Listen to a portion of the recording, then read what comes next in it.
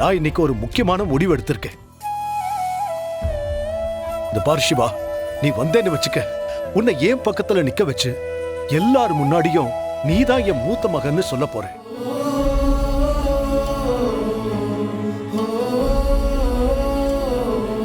போதும் சிவா, இனிமே நான் யாருக்காகவும் பயப்பட போறது கிடையாது.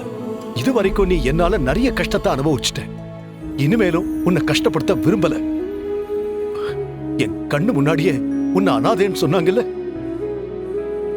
அவங்க எல்லாருக்கும் சரியான பாடம் புகட்ட போறேன். இந்த வீட்டுல உனக்கு எல்லா உரிமையும் இருக்கு, அது உனக்கு சரியா கிடைக்கணும். அது மட்டும் இல்ல, இங்க நான் எல்லார் முன்னாடியும் உன்னை என் மகன்னு சொல்றது மூலமா இத்தனை வருஷமா நான் செஞ்ச பாவத்துக்கு பிராயச்சித்தம் தேடிக்க போறேன்.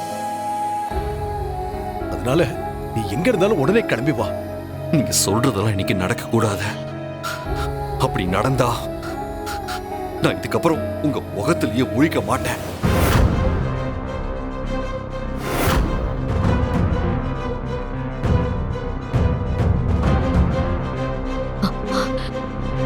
சிவா, என்ன சொல்ற? ஏன்பா? நான் என்னோட முடிவை சொல்லிட்டேன்.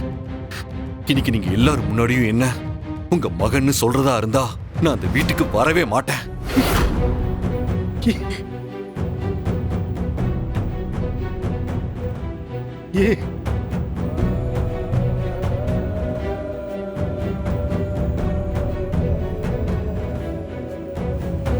என்னாச்சு உனக்கு? என் மேல இருக்கிற கோவத்துலதான் இப்படி பேசிக்கிட்டு இருக்கியா? சிவா, இத பாரு, நான் செஞ்சது பெரிய தப்புதான். நேத்து உன்னை செல்வனாகிய அனாதைன்னு சொன்னப்பவே நான் எல்லார் முன்னாடியும் நீ அனாதை இல்லைன்னு சொல்லிருக்கணும். ஏன் தப்புதான். அதனாலதான் நான் இப்ப சொல்ல நினைக்கிறேன். வீட்டுக்கு வாடா ப்ளீஸ். பா, நான் சொன்னதான்பா. நான் அந்த வீட்டுக்கு மறுபடியும் வரணும்னா நீங்க யார்கிட்டயும் என்னை பத்தின உண்மையை சொல்ல மாட்டேன்னு எனக்கு சத்தியம் பண்ணி கொடுங்க. ஏய் இவா, நீங்க சத்தியம் பண்ணா அட்லீஸ்ட் உங்க கண்ணு முன்னாடியாவது நான் இருப்பேன். இல்லனா இதுக்கப்புறம் என்ன நீங்க பார்க்கவே முடியாது. சிவா, சிவா,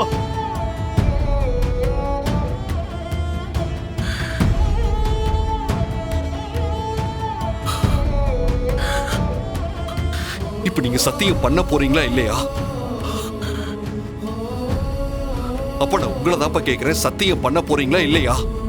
சரிப்பா, என்னால உன்னை பார்க்காம இருக்க முடியாது சிவா. எனக்கு என் புள்ள முக்கியம். நான் சத்தியம் பண்றேன். இதுக்கப்புறம் நீ சொல்லாம நான் யாருக்கும் உன்னை பத்தின உண்மையை சொல்ல மாட்டேன். இது சத்தியம், சத்தியம்.